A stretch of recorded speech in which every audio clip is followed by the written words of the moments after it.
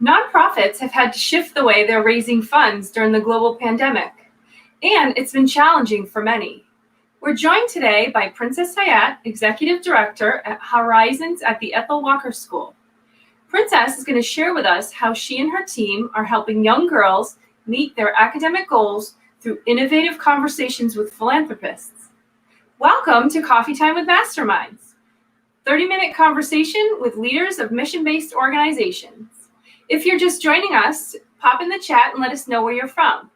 My name is Rebecca Tuttle. I'm the founder and principal of Grant Right Now and Grant Writing for Good.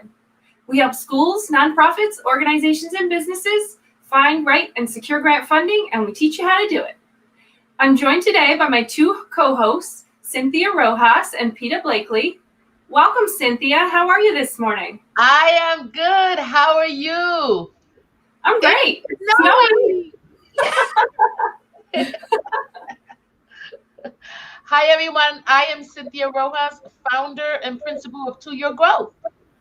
Good morning.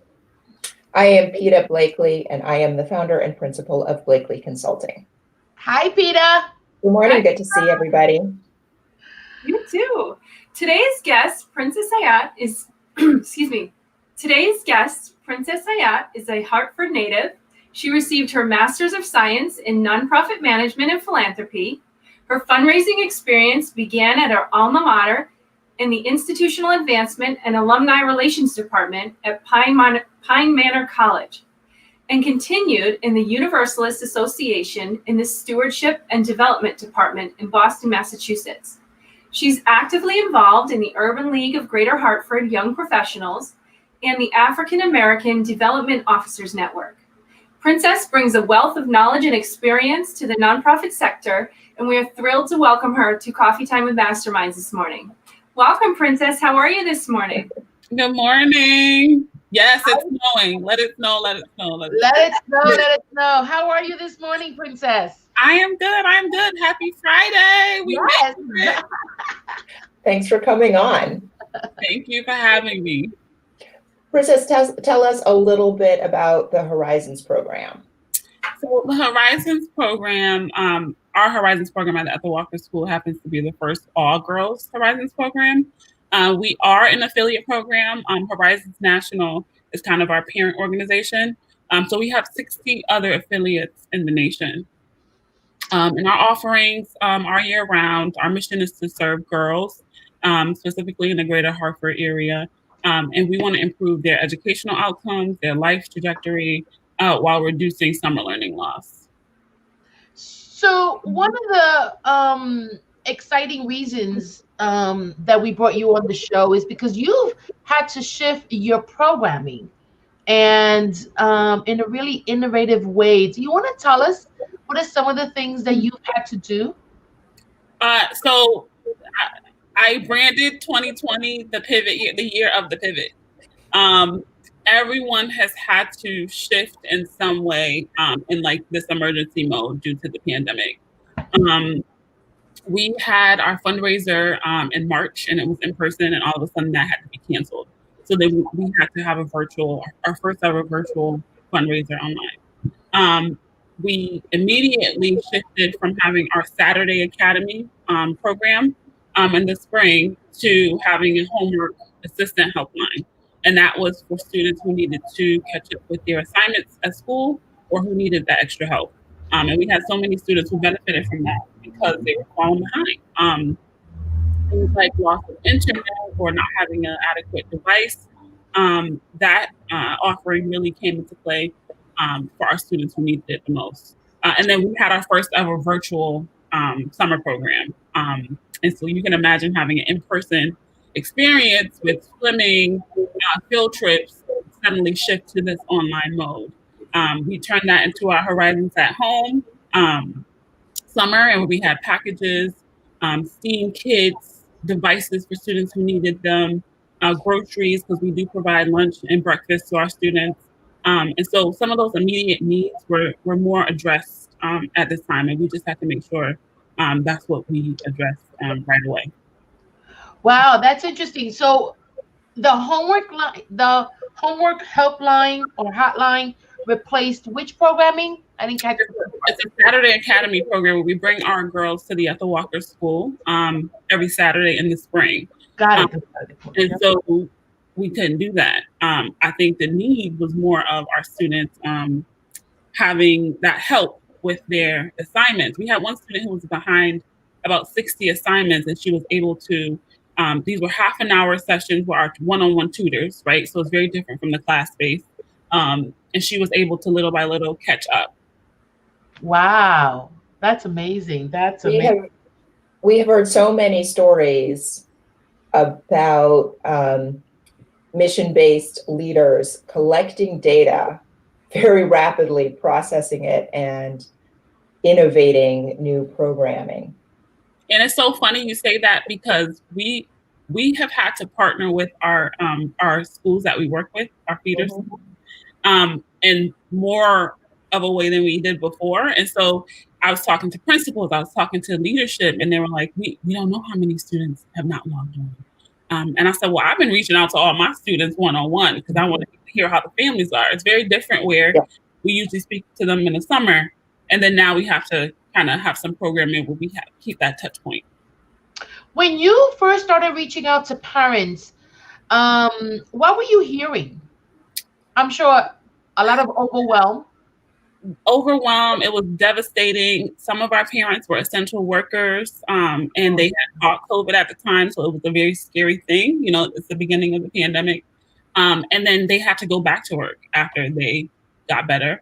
A lot of parents were, losing their jobs. We had parents who had to choose between schooling and letting their girls get online, and then having to go to work. We had students who could not watch the news at all.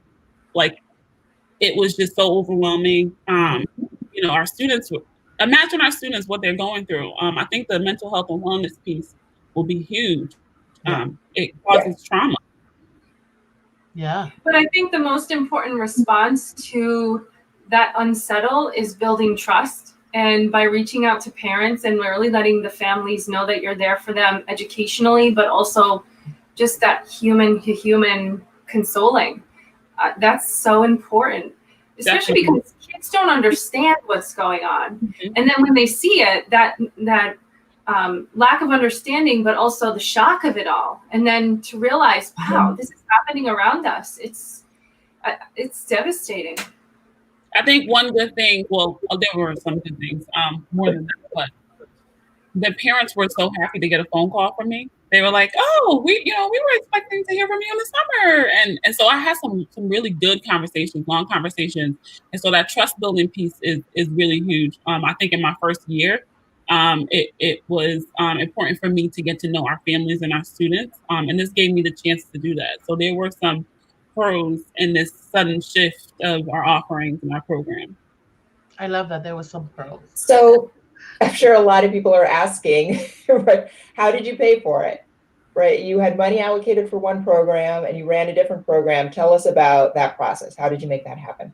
So, like we said, we had to cancel our fundraiser. We had to shift into this virtual online fundraiser. My board is so supportive of this whole, shift. A lot of my board members were giving more. We had existing relationships with our funders. And so I think that's really important.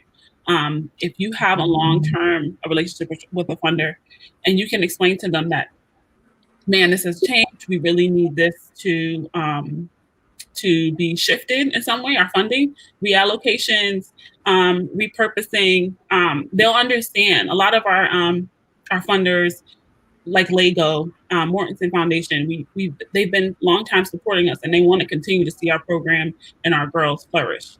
So they were understanding of that. And a lot of people are understanding. We're all going through this thing. We don't know what's going to happen. And it's the first time. That's what I think is one of the major differences in this time, is that no matter, how you've experienced other crises, this one, we're going through it throughout the world. And it doesn't discriminate. Like, it's one of the few times that I've seen leaders affected, staff affected, the populations we serve affected, all at the same time, and often the same way. Financial crises, kids having to move back home, families coming together, people getting ill. It's Mhm. affecting all of us. Oh, it is. It is. Yeah. Yeah. I just wanted to welcome Thaddeus and Renee to the show, and we have a new viewer with us today. Her name is Cecilia Carolina Delaney. She says, "Hello, I'm Cecilia Delaney from Argentina, living in Spain. Welcome to Oh, Podcast wow. Times."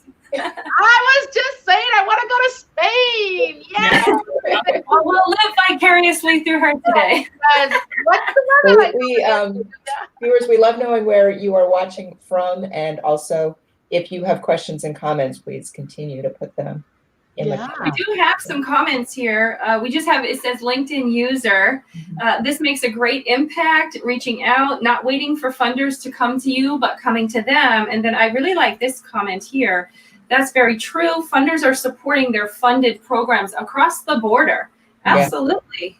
Absolutely. Oh, yeah. Now, Princess, you've spoken a lot. Now, we've had some amazing leaders on this show, and we're so grateful to have you with all your philanthropy and your development expertise. And you've spoken about how you're innovating and adapting, but can you speak a little bit more about fundraising with schools? And because a lot of times we hear fundraising with nonprofits for human service type programs or social services, but I'd really like to hear more about the partnerships that you're forming with the school districts and how you are blending the philanthropy within the school as well. Well, I think like overall, this has been a huge learning curve for me.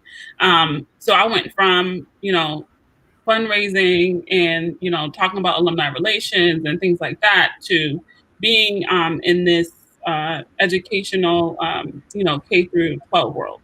And I think like a lot of our partners, we work with Jamoki, we work with public schools, we also work with prep schools and charter schools.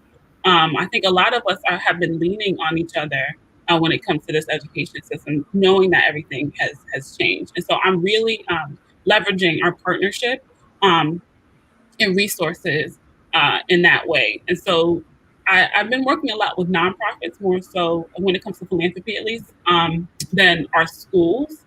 I know I was just talking to a principal, and $10 million is now flowing through Connecticut for use of education, funding like that, due to the pandemic. And so that's not flowing in the same way for some of us nonprofit. And actually, a lot of grant makers have shifted their funds or the regular grant funds to support COVID relief, right? So nonprofits that I've been working with, Women's Mentoring Network, they're offering digital learning online for parents and families who need it. And that's going to benefit my parents and families as they're teaching and learning with their students at home. And so I'm leveraging those partnerships in the nonprofit world more so. But even with our schools, we've been like having monthly check-ins and seeing where we can kind of help each other. That's really important, I think, as we all go through this for the first time, to leverage our relationships and our partnerships. What's fundamentally different about a time like this, about trying to run an intervention in a time like this, is most of our mission-based programs assume that the environment around the program is pretty stable. And they've got a logic model that focuses on one problem and addressing that problem with a set of resources. Right now, the pandemic and all of the follow-on effects of the pandemic are going to be affecting every member of a family and every resource in a community simultaneously. So we got to think in a much more 3D way about how we're tackling these things. Oh, definitely. Flexibility, creativity, innovation. Some things will change in a better way after this. I wanted to bring up this comment from Cecilia. She says, trust building with donors and planning in uncertain conditions is important. Yeah. Princess, of all the adaptations and innovations that your team has made, even though we don't have a crystal ball, it seems like they have been extremely beneficial to the gains your program already makes with summer learning loss. Do you think that you'll continue these innovations in the future, even when the pandemic is behind us? Most definitely. Right now, we're doing a virtual book club with our students. We're having that homework assistance helpline on Saturdays with some of our students. We have a virtual event coming up. I'm making my plug right here. It's it's in honor of our founding director, Isabel Ceballos, and her leadership in founding the Horizons program. So please join us for that. Find our Facebook, like us, and RCP. But a lot of these things that we're doing, some of them are low cost, right? So we went from having this huge fundraiser where we, charge these amounts of money for people, and then to this virtual space where it's more open to all, and we're spending less money, and we're making more of an impact. And so some of those things we can most certainly use for the future. Yeah, I think fundraising events are going to change moving forward. And so you said earlier in the pandemic, you had to cancel your fundraiser, right? So how were you able to have one months later? So I have to say thank you to my committee members, our event committee. We were getting ready in March, and then like 3 weeks before the event, we had to cancel. And they've been, standing, cheering, planning still. And so we had to shift into this virtual fundraiser. We called it an evening of magic. We talk about the program and magic. We talk about COVID and how it has affected even the event. But how the need is like more than ever. So that was our pitch to our supporters. But it was emergency mode. So we had this event. It was very different. But look at us right now. We're all online. We're talking about our program, our COVID, and we make it work. And so it will definitely change what fundraising looks like. But that's a piece we can kind of move forward and be innovative and change it and for the best way we can. Well, I think one thing I think is really interesting is that we're in the northeast of the U.S. It's snowing outside. We all live in 4 different parts, and if we were live, we probably would have had to cancel this. Right? Snow. And how is it in Boston, Peter? Oh, it's snowing. Yeah, it's getting yeah. It's coming down. Yeah. Yeah, the travel. Just getting to each other. Yeah. So one of the things I'm hearing, Princess, is from the very beginning, you've been innovating, changing, adapting, assessing needs. Like you've been on the go. And tell me what you've learned about yourself as you led through all of this. I have learned so much. So little history here. This is my first year as ED. Last year I was the director, and I was working very close with the founding director. And so there was a learning curve already, just learning the ins and outs of the program, our donors, my board, and just building a relationship with our principals, our teachers, and our students and families. And then the pandemic hit, and so I think this is real resiliency, definitely. Leading in adversity. I had a child over the summer during our summer program. And then the civil unrest and all these things that are happening in 2020 that you get through, you survive, and it'll make you stronger. I've gotten really close to my board members. I've gotten close to my families. So I think normally in an in-person program, our students would get dropped off to our bus stop and then go to our program. The Horizons at Home made it possible for our parents to come and pick up packages, learning supplies, all the things they needed at home. And so that was a parent-facing opportunity for me to get to know my families in that way. And so, like I said, there were some good things that came out of this. But I've learned, do what you can, but be flexible, lean in more. Certainly being more vulnerable. I had a breakdown in one of my staff meetings. So I was just like, this is a lot. And so usually I'm like, nope, I'm to myself. I don't want to, share. But this was a time for us to really build with each other, feel it. And I got inspired through all of that. Wow. I This think is so one nice of the to hear. things that we have talked about is how this time is making everybody more human. Yes. You know, Yeah. I mean, we are just physically in each other's houses all the time. We're seeing each other's partners and pets and children. And it's creating a new way that people work together. The distinction between work time and people time, family time is eroding. And I think that that's ultimately beneficial. Yeah, I've been thinking about like what's different, and I usually, at work, people don't meet my husband. They know about if you're friends with me on Facebook. But yeah, since we've been working from home, everybody I talk to has in some way met my husband because he's usually behind. Well, this is his office as well. Yep. So it's been Peter talked about people coming into your home and meeting your family. Like everyone meets the dog on Zoom. Almost everybody has met my husband, where before you would never meet my husband, right? You just meet me. I'm the only one in the office. So it's been different. It's been different. How do you so you have this strong sense of let's roll up our sleeves and push through this, but how are you motivating your staff and helping your staff through this? Because people are being impacted in different ways. And so some people are not stepping up to the plate and saying, okay, let's plow through, but they're really overwhelmed by the amount of things. That's a great question. In March, I felt like I had my back against the wall.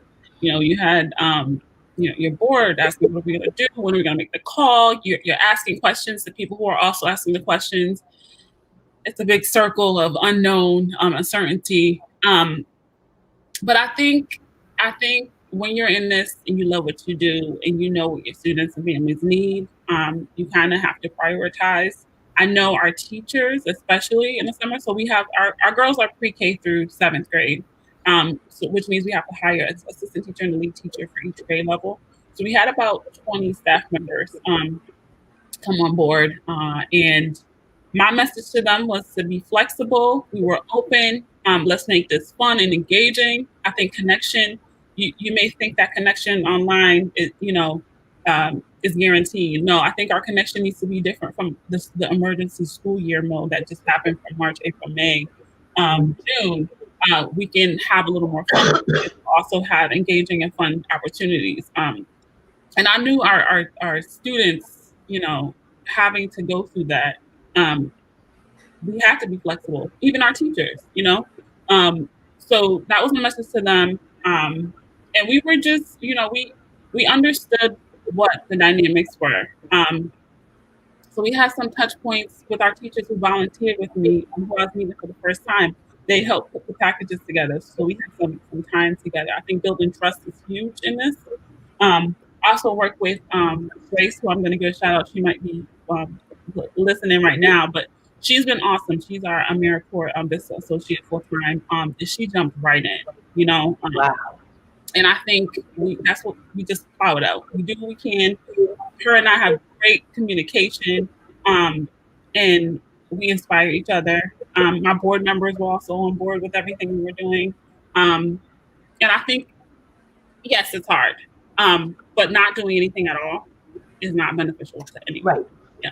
I love that. I love that. Yes, it's hard, but not doing anything at all is not beneficial. So, And how are you collecting feedback from families? Or, how do you know that you're on the right track and that what you're doing is working?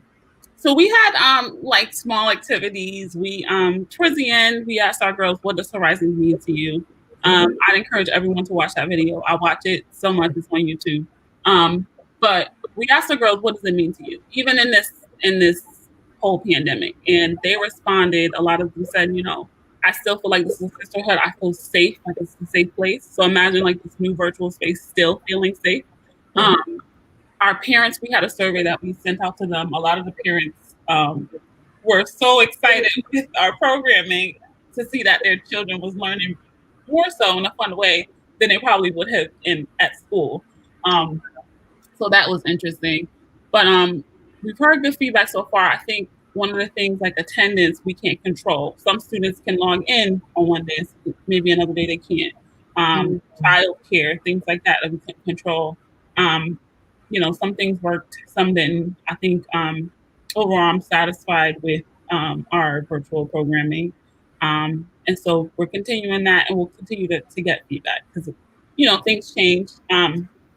It may not work for some than it does for others. Right. And it's a rapidly changing situation. Mm-hmm. I think, I'm an evaluator, and so we're used to thinking in like 3-month, 6-month, 10-year spans. Definitely. And right now, it's all about rapid cycle testing, right? Try something, gather feedback, incorporate the feedback, and communicate it back. Because everything is a bit about that. Because I said that we work with other affiliate programs. So we were doing the same thing in these weekly meetings, trying to figure out what works for each program and what doesn't. Yeah. That is a great model. Mm-hmm.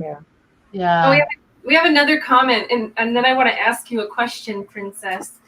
Our comment is LinkedIn user, our friend LinkedIn user. What a weird name. Somebody's first name is probably like private. Tell us who you are and where you're from. They appreciate you sharing this useful information. It's great to hear how the Ethel Walker School is thriving through these challenges. Absolutely. Yeah. Now, go ahead, Rebecca. I just wanted to ask Princess, when we were on our Grant Writing for Good show last week together, Princess, you had shared the Horizons Pledge. I don't know if you have that available to share with us today. It's in me. I'll say it for everyone. It's really inspiring. It's something that our girls recite every day of the program to themselves, and it kind of uplifts them, and it also uplifts their sister, right? So I promise to lift other girls up, have their backs, and make it safe for them to be exactly who they are. Every time I look in the mirror, I'll remind myself that I am not alone, that I am beautiful, that my voice matters, and that I am enough. Yes, I love that. I love that. Yeah. But also, Princess, there is something that I want to highlight because I think is important for people to realize your board really got behind you. And so you had a good foundation by which you could stand upon. And I say that because it's important for board members to realize that leaders need them, right? Yeah. They need them to do exactly what your board members did. And you said things like they trust you more now. You've been able to build stronger relationships with them. And so that had to play a nice role in your ability to plow through these hard times. So kudos to your board, and hopefully people who sit on boards realize that they play an important role. I also have to shout out Ethel Walker School because they are our host school. Most of our programs sit under private institutions, and they host us. And so Ethel Walker is my family, from their board to our head of school, and another shoulder to lean on. Wow, this is amazing. You know, Cynthia, I was thinking this whole time as you just had made that comment about the importance of communication. And Princess has been telling us all the ways that she is supporting her students, her teachers, her school, her organization. But it's really nice to point out how she has that support as well from members of her board, from volunteers, from the teachers and the school itself. I think that you're very well positioned to be able to deliver your services, whereas other nonprofits don't have that support on either side, or maybe they have it on one and not the other. So I think just going to get to the takeaways because we're coming towards 30 minutes is how important. I know we can talk fast. It goes fast. But just how important it is to voice your concerns, or voice yourself when you feel like you need more support, either for the folks that you serve or the people that you work with, or even yourself in the role as a leader of a nonprofit organization. So I really appreciate you sharing all of this today, Princess. I think it's going to inspire other people who are watching in similar roles to know that they're not out there alone, and they just have to speak up. Definitely. Shout out to my board chair who made sure we had our bi-weekly meetings during the pandemic. And she's like, Princess, what do you need from us? Let us know. That's I'll awesome. do it myself. I'm good. Not this pandemic. Everybody is all in. That's great. And they're lucky to have you. Okay. Your programs are awesome. So, Peta, do you have a takeaway for us today? I think that the takeaway is that this kind of rapid and creative innovation rests on a foundation of really strong relationships and really good communication. Yes. And Princess and her organization have been able to leverage a whole lot of trust to do innovative stuff and be really responsive to families' needs. I'm going to quote you, Peta. Absolutely. We'll quote you in our takeaways. We'll quote you in our takeaways. Okay. Our takeaways today. How about you, Cynthia? Well, I'm taking away a lot. First, we did a survey in the state of Connecticut with nonprofit leaders, and many of them are struggling with their board relations during the pandemic. And a lot of it is, again, people are being impacted, right? All kinds of people. The pandemic is not discriminating. And so that's to bear witness to someone who had the board stand behind her so she can lead, what is beautiful to see. So thank you for that. And I'm also still taken away by the sentence earlier you said, doing nothing was not an option, right? I mean, and so, sometimes you get up because you have to do something. So those are 2 takeaways. Sorry, I cheated. That's okay. I know the other co-host, and she's super flexible, so we'll let you do it. Princess, this was fantastic. Thank you for your visit today. If you could leave our Coffee Time audience with any message on your way back out into snow today, what would it be? What inspiring message do you have for everyone? I pulled my son up because, always everything I do with love. And you can ask anyone. I'm like upbeat, happy. I want everything to work. I want to be positive. I don't focus on what we can't do. I focus on what we can do. So I'm easily dismissive of the can'ts or not possible. In my eyes, we can make it happen if we have all the right players, even resources. It's out there. So don't take no for an answer. Do it with love. Do it with passion. Be impactful, but also be intentional. Thank you. I love that. Do it with passion. Thank you so much for joining us today, Princess. This was a great conversation, and we will see you all next time on Coffee Time with Masterminds. Have a great weekend, everybody. Congratulations. It's such a beautiful baby boy. Yes. Thank you. I'm giving you virtual hugs. Oh, he is beautiful. Hugs back. And everybody have a safe and happy Halloween. Oh, yes. Halloween.